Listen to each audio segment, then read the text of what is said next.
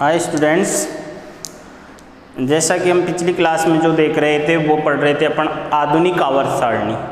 आधुनिक आवर्त सारणी से पहले अपन ने एक टॉपिक चालू किया था, इलेक्ट्रॉनिक विन्यास किया था। तो उसी इलेक्ट्रॉनिक विन्यास में अपन ने लगभग 20 तक जो परमाणु थे उनका इलेक्ट्रॉनिक विन्यास अपन ने लिखा। साथ ही अपन ने पिछली क्लास में किया था कि जो आधुनिक आवर्त सारणी जो है, उस आधुनिक आवर्त सारणी में आवर्त कैसे ज्ञात कर देखते हैं, किसी भी परमाणु का वर्ग कैसे देखते हैं, और उसके अलावा अपन ने एक और बात की थी ब्लॉक की। 3 बातें अपन ने आधुनिक आवर्त सारणी में की थी कि ब्लॉक कैसे निकालते हैं, उसके बाद में आवर्त कैसे और वर्ग कैसे निकालते हैं। क्लियर? तो एक उदाहरण एग्जाम्पल से देख लेते हैं। जैसे अगर अपन बात कर लेते हैं यहाँ पर, और अगर अपन को दे दिया जाए सल्फर है अपने पास, तो सल्फर का सबसे पहले तो अपन को क्या परमाणु क्रमांक पता होना चाहिए। तो सल्फर का परमाणु क्रमांक कितना है? 16। अब इसका अपन को क्या लिखना आना चाहिए? इलेक्ट्रॉनिक विन्यास। जो इलेक्ट्रॉनिक विन्यास अपन ने लिखा, तो इलेक्ट्रॉनिक विन्यास में जो अपन ने क्रम जो था, जैसे 1s2 2s2, थोड़ा बड़ा लिखते हैं इसको, 1s2 2s2 2p6, कितने हो गए? 10। उसके बाद में क्या आएगा? 3s2 3p, कितने हो गए? 12, और 12 और 4 16 हो गए, नहीं हो गए? तो 1s2 2s2 2p6 10, 2 12 और 4 16। ये सल्फर का क्या है? इलेक्ट्रॉनिक विन्यास। अब बात करते हैं यहाँ पर सबसे पहले ब्लॉक की। बताओ देखा ब्लॉक क्या रहेगा इसका। तो ब्लॉक जो है, ब्लॉक के लिए अपन ने क्या किया था कि जो अंतिम इलेक्ट्रॉन जिस उपकोष में जाता है वही उस तत्व का क्या कहलाएगा, उस परमाणु का क्या कहलाएगा? ब्लॉक। और यहाँ पर जो सबसे अंतिम उपकोष कौन सा है? 3 उपकोष तो P है, और कोष कौन सा है? 3। तो अंतिम इलेक्ट्रॉन कहाँ गया? P में गया, नहीं गया? अंतिम इलेक्ट्रॉन कहाँ जाएगा? P उपकोष में गया। तो ये ब्लॉक कौन से ब्लॉक का तत्व है? ये कौन से ब्लॉक का परमाणु है? ये P ब्लॉक का। क्लियर? उसके बाद में कौन से आवर्त में आता है? आवर्त ज्ञात करने के लिए क्या करेंगे कि अंतिम जो कोष जो है वही उसका क्या हो जाएगा? आवर्त। तो ये कौन से आवर्त में? तीसरे आवर्त में। उसके बाद में अगर वर्ग ज्ञात करना है तो अपन ने वर्ग के लिए अलग अलग चीजें देखी थी। मैं एक बार रिपीट कर देता हूं यहाँ पर। अगर वर्ग फर्स्ट अर्थात अंतिम इलेक्ट्रॉन जो है वो किस में जाता है? ns1। अगर s उपकोष में जाता है या ns2 s उपकोष में जाता है तो वो कौन से वर्ग का होगा? फर्स्ट, पहला वर्ग, और दूसरा वर्ग। अगर अपन P ब्लॉक की, अगर S ब्लॉक का तत्व है तो S ब्लॉक का तत्व या तो फर्स्ट पहले वर्ग का होगा या दूसरे वर्ग। अगर S उपकोष में एक इलेक्ट्रॉन आता है जब, तो वो कौन से वर्ग का है? पहले वर्ग का। और S उपकोष में 2 इलेक्ट्रॉन अर्थात दो इलेक्ट्रॉन आते हैं इस उपकोष में, जब वो कौन से वर्ग में होगा? दूसरे वर्ग में। अगर अपन P ब्लॉक की बात की तो P ब्लॉक में अपन ने क्या देखा था कि P ब्लॉक का अगर तत्व होगा तो वो कौन से वर्ग में आएगा? 12+। अंतिम P उपकोष में इलेक्ट्रॉनों की संख्या क्या आ जाएगी? अंतिम P उपकोष में इलेक्ट्रॉन की संख्या क्या हो जाएगी? इलेक्ट्रॉन की संख्या।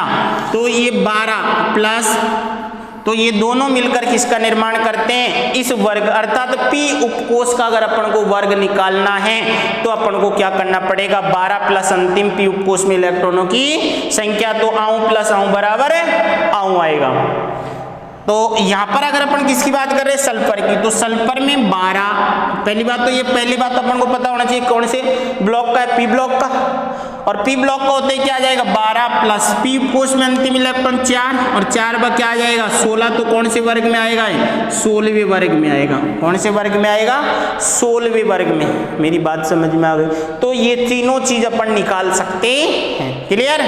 तो अपन ने ये अपन पहले देख चुके थे। आज जो अपन देखने वाले हैं, जो आगे इलेक्ट्रॉनिक विन्यास जो है अपना, तो मैंने बोला था कि जो अपन को परमाणु क्रमांक जो है वो कम से कम कितने याद होने चाहिए? 30 तक याद होने चाहिए।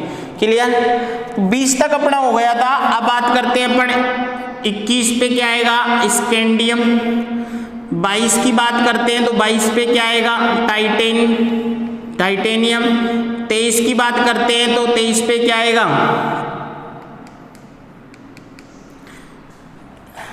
23 पे क्या आएगा, वेनेडियम। 24 की बात करते हैं तो क्रोमियम।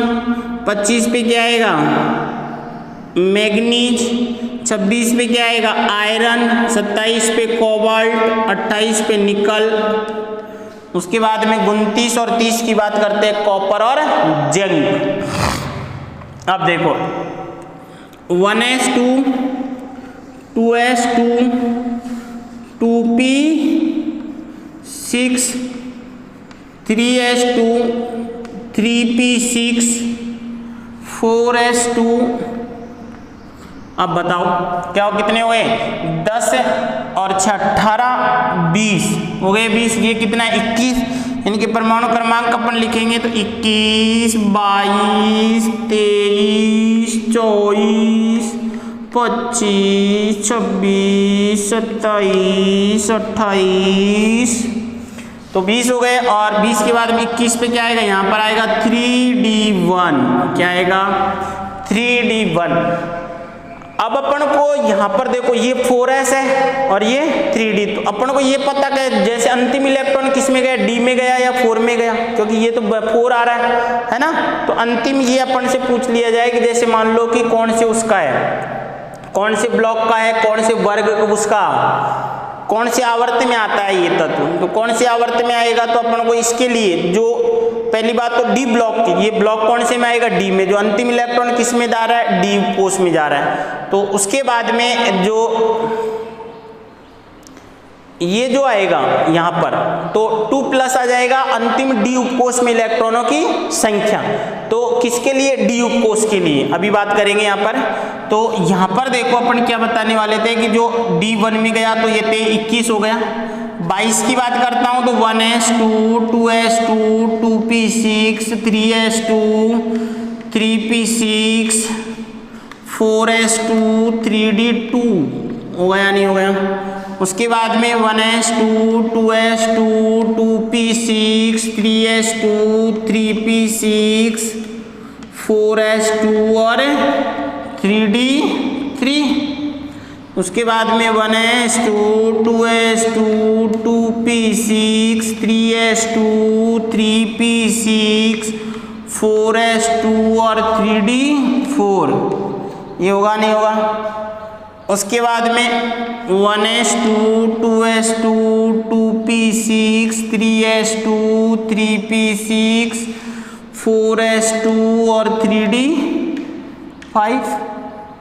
उसके बाद में 1s2 2s2 2p6 3s2 3p6 4s2 और 3d6। 1s2 2s2 2p6 3s2 3p6 4s2 और 3d7। उसके बाद में 1s2 2s2 2p6 3s2 3p6 4s2 और 3d8 हो गया, नहीं हो। अब देखो यहाँ पर 1 2 3 यहाँ पर के आगे इस पे आओ। जो यहाँ पर अगर अपन बात करते हैं तो यहाँ पर जो है S में कितने इलेक्ट्रॉन है, 2, और D में कितने कक्षक होते हैं, 5। 1 2 3 1 2 3 4 और 1 5। अब देखो अगर यहाँ पर एक एक इलेक्ट्रॉन भरा 1 2 3 और 4, अगर अपन इसमें बाह्यतम कोष में कितने इलेक्ट्रॉन है, 4। अगर एक इलेक्ट्रॉन और आ जाता है तो ये क्या हो जाएगा, आधा भर जाएगा, नहीं हो जाएगा। और यहाँ पर कितने इलेक्ट्रॉन, 2, तो ये तो पूर्ण भरा हुआ है। परंतु अगर ये इलेक्ट्रॉन इसका यहाँ चला जाए तो बताओ ये भी आधा हो जाएगा और ये भी आधा हो जाएगा। तो बताओ ये इसकी तुलना में ये ज्यादा स्थायी होगा, नहीं होगा, होगा। तो ये इसमें इलेक्ट्रॉनिक विन्यास जो है ये नहीं होकर क्या हो जाएगा, ये नहीं होकर क्या हो जाएगा, 4s1 3d5। मेरी बात समझ में आ गई क्या। तो ये अर्धपूरित होता है और अर्धपूरित जो है वो क्या होता है, इसकी बजाय ज्यादा स्थायी होता है। क्लियर। तो इस तरीके से जो क्रोमियम जो है उसका इलेक्ट्रॉनिक विन्यास जो अपन ने सोचा था वैसा नहीं होकर दूसरा है। उसका कारण समझ में आ गया, क्योंकि अर्धपूरित होगा और अर्धपूरित होने के कारण ये इसकी तुलना में ज्यादा स्थायी होगा, नहीं होगा। क्लियर? तो इस तरीके से ये था 28 तक इलेक्ट्रॉनिक विन्यास। कितना था? 28 तक इलेक्ट्रॉनिक विन्यास। अगर अपन को ये देखो, यहां पर अपन आवर्त सारणी जो बनाते थे, तो आवर्त सारणी में ये पहला वर्ग आवर्त, ये दूसरा आवर्त, और ये यहाँ पर ये पहला वर्ग आवर्त, ये दूसरा आवर्त, ये तीसरा आवर्त। कौन सा आवर्त है? ये तीसरा आवर्त। तो अंतिम इलेक्ट्रॉन यहाँ पर देखो, यहाँ पर कौन आएगा? हेलिना, है ना। तो यहाँ पर कौन आएगा? सोडियम। सोडियम के 11 12 कौन आएगा? मैग्नीज, है ना। उसके बाद में मैग्नीज के बाद में यहाँ पर कौन है? ये 11 12, उसके बाद में 13 आएगा। 13 कौन आएगा? एल्यूमिनियम, जो कहाँ जाता है। उसके बाद में चौथा आवर्त जो है, तो यहाँ पर पोटेशियम 19 के बाद में 20 कैल्शियम और 21 जो है यहाँ आएगा। तो ये कौन से वर्ग में? पहला, दूसरा और तीसरे वर्ग में गया, नहीं गया? अरे ये है तीसरा वर्ग। और आवर्त कौन सा है? चौथा आवर्त। तो यहाँ पर जो अंतिम उपकोष जो है वो तो कौन सा है? ये रहा। तो आवर्त तो कौन सा है? ये चौथा आवर्त में। और इलेक्ट्रॉन किस में गया? 3D उपकोष में गया। अपन को ये देखना हो कि अंतिम इलेक्ट्रॉन इसमें गया, इसमें गया। तो इससे अपन को क्या चल जाए? n+ एक नियम होता है n+l का नियम। तो यहाँ पर s का मान क्या हो जाएगा? 0, और यहाँ पर 3 प्लस d का मान क्या हो जाएगा? 2, l का मान। तो यहाँ पर 4 आता है और यहाँ पर 5 आता है। तो जितना दोनों का टोटल ज्यादा आएगा, अंतिम इलेक्ट्रॉन उसी में जाएगा, अर्थात ऊर्जा उसी की क्या होगी? ज्यादा होती है। तो अंतिम इलेक्ट्रॉन किस में जाएगा? इसमें गया यहाँ पर, है ना। तो ये कौन से आवर्त का तत्व है? अगर अपन से पूछा जाए तो ये कौन से आवर्त का तत्व? चौथे आवर्त का। तो अंतिम उपकोष कौन सा है? ये रहा। अरे 4 है जो अंतिम उपकोष है या नहीं है? और परंतु अंतिम इलेक्ट्रॉन किस में गया? वो ये रहा। तो अपन इसको यहाँ पर जो है इस तरीके से भी लिख दिया जाता है कि 3d1 4s2। मेरी बात समझ में आ गई? 3d1 4s2। तो यहाँ पर जो है इलेक्ट्रॉन कहाँ जाएगा? पहले किस में जाएगा? अंतिम इलेक्ट्रॉन इसमें गया, पर ये ध्यान रखना, अंतिम इलेक्ट्रॉन किस में गया? इसमें। क्लियर? तो इस तरीके से अपन इनके क्या निकाल सकते हैं? कोष, उपकोष और ब्लॉक। कौन से ब्लॉक के तत्व है? ये डी ब्लॉक के तत्व है। सारे किस कौन से ब्लॉक के तत्व हैं? डी ब्लॉक के तत्व। इस तरीके का जो इलेक्ट्रॉनिक विन्यास जो है, जैसे अपन ने क्रोमियम का देखा, वैसा ही इलेक्ट्रॉनिक विन्यास जो है वो किस में होगा? कॉपर का। देखते हैं, अगर अपन कॉपर की बात करते हैं तो कॉपर जो है वो कौन सा है? 29। तो 1s2 2s2 2p6, उसके बाद में 3s2 3p6, उसके बाद में 4s2 और 3d9। देखा कितने हो गए? 10 और 6 18, 20 20 और 9 29 हो गया, नहीं हो गया? अब देखो यहाँ पर अगर अपन बात करते हैं यहाँ पर 4s की, ये जो है ये तो क्या हो गया? 4s। और यहाँ पर ये D जो है, D में कितने कक्षक? 5, 1 2 3 4 और 5। ये यहाँ पर पूर्ण भरा हुआ है। ये और ये। अब देखो, अगर इसका ये इलेक्ट्रॉन जो है अगर यहाँ चला जाता है तो ये जो है ये तो पूर्ण हो जाएगा, नहीं हो जाएगा? और ये अर्धपूरित रहेगा। तो अर्धपूरित, तो ये इलेक्ट्रॉन कहाँ चल जाएगा? इसके स्थायित्व के लिए यहाँ पर आ जाएगा। और यहाँ पर इलेक्ट्रॉनिक विन्यास क्या हो जाएगा?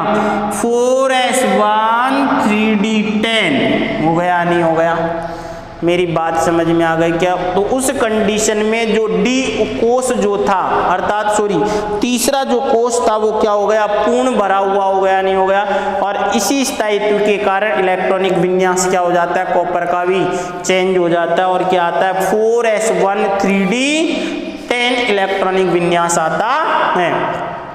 तो ये था अपना 30 तक इलेक्ट्रॉनिक विन्यास। तो ये अपने 10th क्लास के हिसाब से है। आगे अपन और भी लिख सकते हैं। क्लियर? तो यहाँ पर अपन ने क्या निकाला? ब्लॉक, पहली बात तो आवर्त और वर्ग, ये 3 चीजों की बात कर चुके हैं। उसके अलावा अपन ने एक बात और की थी कि जो पहला आवर्त जो था उसमें कितने तत्व थे? 2 तत्व, दूसरे आवर्त में 8, तीसरे आवर्त में 8, उसके बाद में चौथे और पांचवें आवर्त में 18 तत्व थे, छठे आवर्त में 32 और सातवां जो आवर्त था वो क्या है, अपूर्ण आवर्त है। क्लियर। तो यहाँ पर अपन ने बात की तो पहला आवर्त जो है वो क्या कहलाएगा, अति लघु आवर्त, बहुत बहुत छोटा आवर्त। दूसरा और तीसरा क्या कहलाएगा, लघु आवर्त। तीसरा और चौथा क्या कहलाएगा, दीर्घ आवर्त। और पांचवा और छठा जो है वो क्या कहलाएगा, वो सॉरी देखो, पहला आवर्त में कितने तत्व, 2, दूसरे और तीसरे आवर्त में कितने तत्व, 8 8 है ना, चौथे और पांचवें आवर्त में कितने तत्व,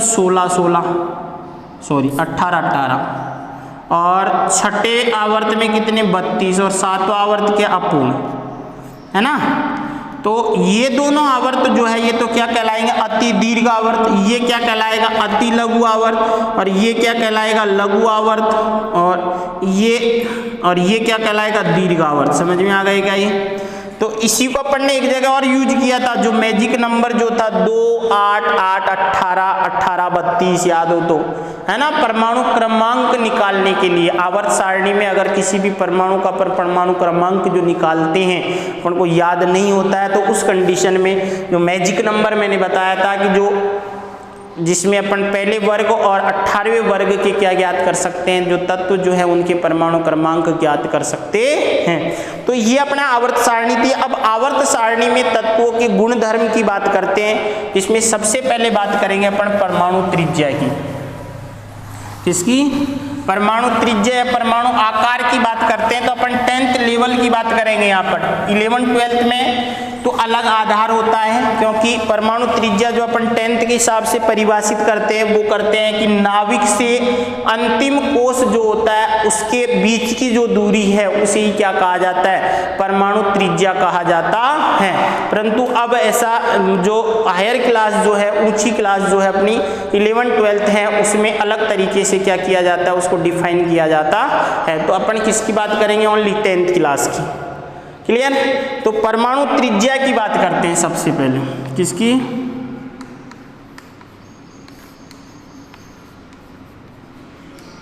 परमाणु त्रिज्या। तो परमाणु त्रिज्या क्या होगी कि किसी भी परमाणु के बाह्यतम कोश में जो इलेक्ट्रॉन है उसकी और नाभिक के बीच की जो दूरी है वही क्या कहलाती है, परमाणु त्रिज्या कहलाती है। अगर अपन बात करें यहाँ पर परमाणु त्रिज्या की, तो ये नाभिक है। अपन 10th लेवल की बात कर रहा हूं मैं, ध्यान रखना। तो ये नाभिक है और नाभिक के बाहर क्या है, ये कोश है या नहीं है। तो कोश के अंदर देखो, यहाँ पर कोई इलेक्ट्रॉन सपोज करो यहाँ है, तो यहाँ से लेकर यहाँ तक के बीच की जो दूरी है उसे ही क्या कहा जाता है, परमाणु त्रिज्या कहा जाता है। ये क्या कहलाएगी, परमाणु त्रिज्या। मेरी बात समझ में आ गई क्या, क्या कहलाएगी, परमाणु त्रिज्या। एक बात। तो दूसरी बात, एक और आवेश होता है, वो होता है नाभिकीय आवेश, प्रभावी नाभिकीय आवेश। तो प्रभावी नाभिकीय आवेश किसे कहा जाता है, ये क्या है, नाभिक। ये क्या है, नाभिक। अब देखो, इस नाभिक के अंदर कौन सा आवेश है, धनावेश। और इलेक्ट्रॉन जो बाहर की तरफ है वो उनके ऊपर कौन सा आवेश है, ये मान लो इलेक्ट्रॉन है, इसके ऊपर कौन सा आवेश है, ऋणावेश। तो नाभिक के द्वारा बाह्यतम कोश में या इस कोश में उपस्थित, इस कोश में उपस्थित, तो नाभिक के द्वारा बाह्यतम कोश में या नाभिक के चारों तरफ उपस्थित कोशों में इलेक्ट्रॉन जो है उन इलेक्ट्रॉनों को अपनी तरफ क्या करता है, ये आकर्षित करता है। ये क्या करता है, आकर्षित करता है। और इसे ही क्या कहा जाता है, प्रभावी नाभिकीय आवेश कहा जाता है। यहां पर अगर लिखूं तो नाभिक के द्वारा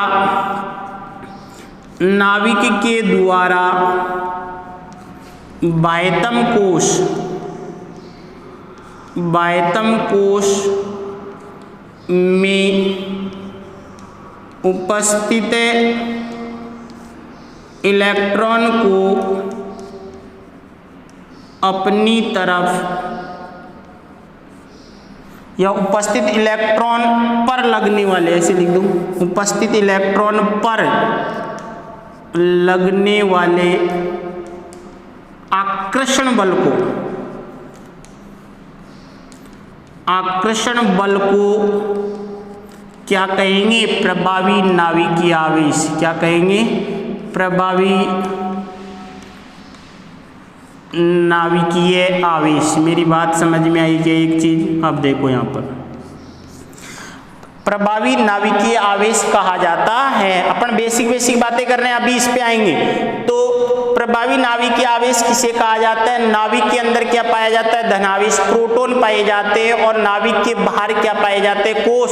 और उन कोषों में कौन होंगे? इलेक्ट्रॉन। और उन इलेक्ट्रॉनों पर नाभिक के द्वारा जो आकर्षण बल लगाया जाता है, उसी आकर्षण बल को क्या कहा जाता है? प्रभावी नाभिकीय आवेश कहा जाता है। क्लियर? ये दूसरी बात देखते हैं कि जो प्रभावी नाभिकीय आवेश का मान जो होता है कुछ कम होता है, जो टोटल जो आता है। क्यों? ये इलेक्ट्रॉन है, ये इलेक्ट्रॉन है, ये इलेक्ट्रॉन। अब ये इलेक्ट्रॉन घूम रहा है, ये भी घूम रहा है। अब बताओ, ये इलेक्ट्रॉन है और इस इलेक्ट्रॉन के बीच में, ये दोनों जो हैं, इनके बीच में कौन सा बल? धनावेश और धनावेश के कारण वो सॉरी ऋणावेश और ऋणावेश के कारण कौन सा बल लगेगा? यहाँ पर प्रतिकर्षण बल लगेगा। नहीं क्या लगेगा? कौन सा बल लगेगा? प्रतिकर्षण। और इस प्रतिकर्षण बल को संतुलित करने के लिए इसको एक्स्ट्रा और फोर्स लगाना पड़ेगा। नहीं लग तो जितना बल लगता है उस बल का कुछ मान क्या हो जाए? सपोज करो ये जो नाभिक के द्वारा यहाँ पर 30 न्यूटन बल लग रहा है, सपोज करना है ओनली, है ना। अब देखो इस इलेक्ट्रॉन और इस इलेक्ट्रॉन के मध्य भी क्या लग रहा है? प्रतिकर्षण बल लग रहा है। तो इस प्रतिकर्षण बल के कारण ये इलेक्ट्रॉन दूर जाएगा, नहीं जाएगा? तो इस बल का मान कुछ मान कम हो जाएगा, नहीं हो जाएगा? तो इस कारण से प्रभावी नाभिकीय आवेश का मान जितना होता है उससे कुछ कम होगा। कारण समझ में आ गया? क्यों? क्योंकि बाह्यतम कोश अर्थात कोशों के अंदर जो इलेक्ट्रॉन पाए जाते हैं, उन इलेक्ट्रॉनों के मध्य भी कौन सा बल लगेगा? प्रतिकर्षण बल लगेगा। और उस प्रतिकर्षण बल के कारण प्रभावी नाभिकीय आवेश का मान कुछ कम हो जाता है। क्लियर ये बात? तो ये दो चीज समझ में आ जानी चाहिए। एक तो प्रभावी नाभिकीय आवेश क्या है? इलेक्ट्रॉन इलेक्ट्रॉन के मध्य कौन सा? प्रतिकर्षण। और उसी प्रतिकर्षण बल के मध्य में कौन? वो जिसके कारण प्रभावी नाभिकीय आवेश का मान क्या हो जाता है? कम हो जाता है। अब देखो परमाणु त्रिज्या किसे कहेंगे? कि नाभिक के से बाह्यतम कोश में उपस्थित या बाह्यतम कोश में उपस्थित इलेक्ट्रॉन के बीच की जो दूरी है, उसी दूरी को क्या कहा जाता है? परमाणु त्रिज्या कहा जाता है। मेरी बात समझ में आई? क्लियर?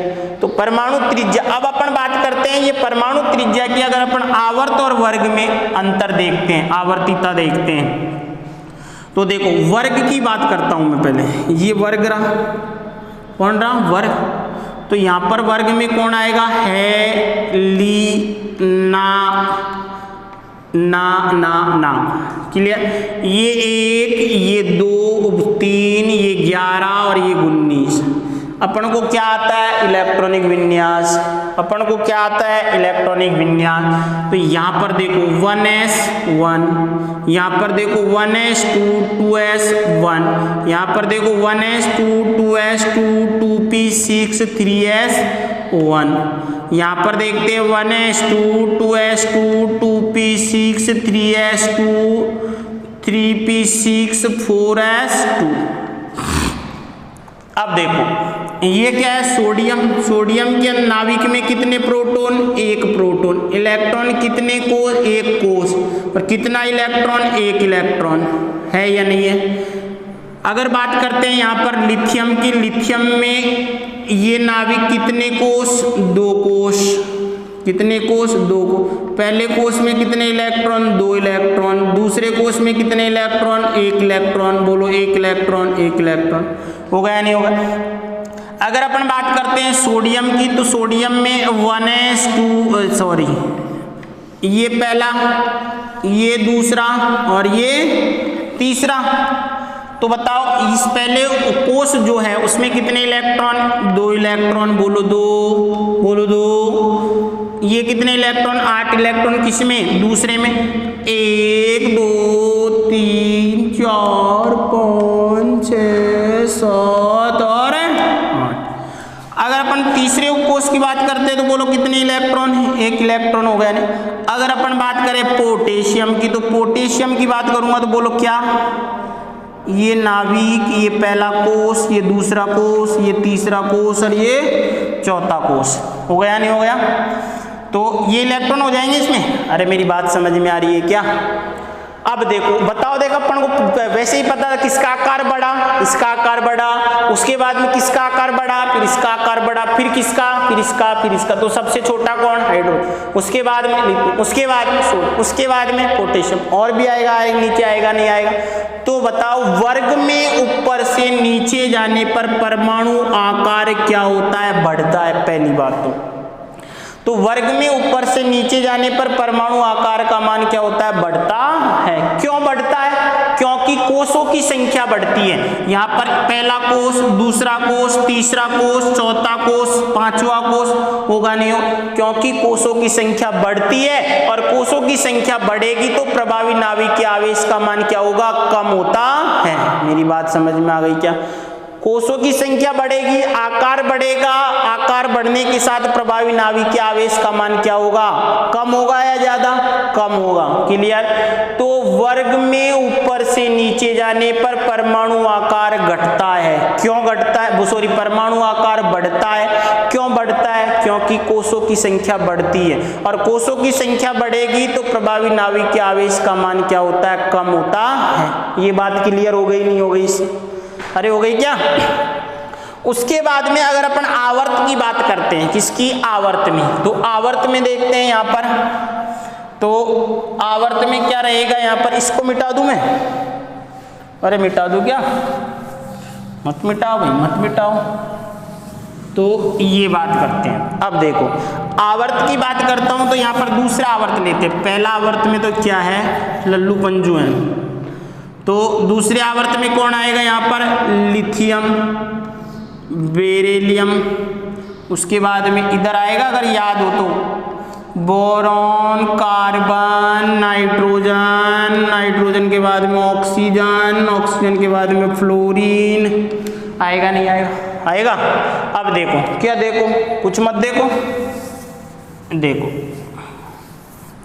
क्या, तो लिथियम बताओ, लिथियम का इलेक्ट्रॉनिक विन्यास 1s2 2s1 1s2 2s2, इसमें 1s2 2s2, अरे क्या है 2s2 2p1, यहाँ पर क्या आ जाएगा 1s2 2s2 2p2, यहाँ पर क्या आ जाएगा 1s2 2s2 2p3 हो जाएगा, नहीं हो जाएगा? आगे देखते हैं एक बार, देखें क्या, देखो भाई।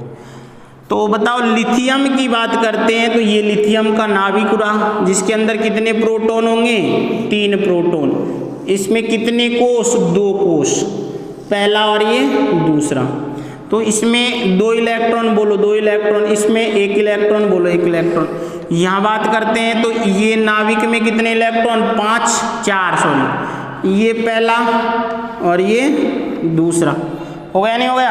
तो ये दोनों में 2 ही 2 हैं, हम 2 हमारे 2, तो ये कितना 1 और 2, और ये कितना 1 और 2। इसमें भी बताओ, देखो यहाँ पर दूसरे में कितना को इलेक्ट्रॉन था, 2 इलेक्ट्रॉन। यहाँ पर दूसरे में कितने हो गए, 2 इलेक्ट्रॉन। यहाँ पर दूसरे कोष में कितने इलेक्ट्रॉन, 3 इलेक्ट्रॉन। यहाँ पर कितने इलेक्ट्रॉन, 4 इलेक्ट्रॉन। यहाँ पर कितने इलेक्ट्रॉन, 5 इलेक्ट्रॉन। मेरी बात समझ में आ रही है क्या, आ रही है? तो बताओ यहाँ पर क्या सिद्ध हुआ अपन को कि यहाँ पर कोष की संख्या समान है, यहाँ भी 2, यहाँ भी 2, यहाँ भी 2, यहाँ भी 2 और यहाँ भी 2। कोषों की संख्या क्या है, समान है या नहीं है? तो बताओ आकार जो है, पहली बात तो कोष तो उतने ही रहेंगे, रहेगा नहीं रहेगा? अब देखो जैसे जैसे अपन इधर चल रहे हैं परमाणु आकार क्या हो रहा है, सॉरी परमाणु क्रमांक क्या हो रहा है, बढ़ रहा है। और परमाणु आकार बढ़ेगा तो नाभिक के अंदर प्रोटॉन बढ़ेंगे नहीं बढ़ेंगे? और नाभिक के अंदर प्रोटॉन बढ़ेंगे तो बताओ प्रभावी नाभिक के आवेश का मान क्या होगा? नाभिक के द्वारा बाह्यतम कोष के ऊपर जो इलेक्ट्रॉन, उनके ऊपर क्या लगेगा, बल लगेगा नहीं लगेगा? तो बताओ इलेक्ट्रॉन की, प्रोटॉन की संख्या बढ़ेगी तो प्रभावी नाभिक के आवेश का मान बढ़ेगा नहीं बढ़ेगा? कोष की संख्या उतनी ही है, अरे है या नहीं है? इधर से मैं खींच रहा हूं, उधर दूरी समान है। जैसे जैसे मेरा बल बढ़ता जाएगा मैं खींचने की पावर भी क्या होगी, बढ़ती जाएगी नहीं बढ़ती जाएगी? तो बताओ यहाँ पर जिसको ये जो खींचने वाला है और ये इसको खींच रहा है, ये खींचेगा नहीं, तो यहाँ पर कितने खींचने वाले धीरे धीरे बढ़ रहा है, नहीं बढ़ रहा, दूरी उतनी ही है सब जगह, है या नहीं? तो बताओ प्रभावी नाभिकीय आवेश का मान तो बढ़ेगा नहीं बढ़ेगा, परंतु कोष की संख्या समान है, इसलिए आकार का मान भी क्या होता जाएगा, कम होता जाएगा। मेरी बात समझ। तो आवर्त में बाएं से दाएं जाने पर परमाणु आकार क्या होता है, घटता है। क्यों घटता है? क्योंकि कोषों की संख्या नहीं बदलती है, प्रभावी नाभिकीय आवेश का मान बढ़ता है, और प्रभावी नाभिकीय आवेश के मान बढ़ने के कारण आकार क्या होता जाता है, कम होता जाता है। मेरी बात समझ में आ गई क्या? ये क्या अपन ने पहला देखा कि वर्ग में ऊपर से नीचे जाने पर परमाणु आकार या परमाणु त्रिज्या का मान क्या होता है, क्या होता है, बढ़ता है। क्यों बढ़ता है? क्योंकि प्रभावी नाभिकीय आवेश का मान कम होता है। क्यों? कोषों की संख्या बढ़ती है। यहाँ पर आवर्त में बाएं से दाएं जाएंगे तो कोषों की संख्या पर कोई प्रभाव नहीं पड़ता है। यहाँ पर भी 2 कोष थे, यहाँ पर भी 2 कोष थे, यहाँ पर भी 2 कोष थे, परंतु यहाँ पर भी 2 कोष थे, यहाँ पर भी 2 कोष थे, परंतु इसमें 2 कोष हैं, है या नहीं है? जिसके कारण परंतु इसके अंदर जो प्रभावी नाभिकीय आवेश परमाणु क्रमांक बढ़ रहा है, प्रभावी नाभिकीय आवेश का मान बढ़ेगा, तो आकार क्या होगा, छोटा होगा, नहीं होगा। तो वर्ग में ऊपर से नीचे जाने पर आकार घटता है, जबकि आवर्त में बाएं से दाएं जाने पर आकार घटता है। वर्ग में ऊपर से नीचे जाने पर आकार बढ़ता है, जबकि आवर्त में बाएं से दाएं जाने पर आकार घटता है। मेरी बात समझ में आ गई क्या? ये तो आकार जो परमाणु त्रिज्या 2 था, उस परमाणु त्रिज्या को अपन ने देखा। किसी को कोई डाउट मेरे हिसाब से तो नहीं होना चाहिए। हो तो अगली नेक्स्ट क्लास में या कमेंट्स बॉक्स जो है उसमें जाकर आराम से प्रॉब्लम अपनी बता सकते हो। क्लियर? चलो नेक्स्ट अगर जो भी करेंगे अपन वो नेक्स्ट क्लास में करेंगे। क्लियर?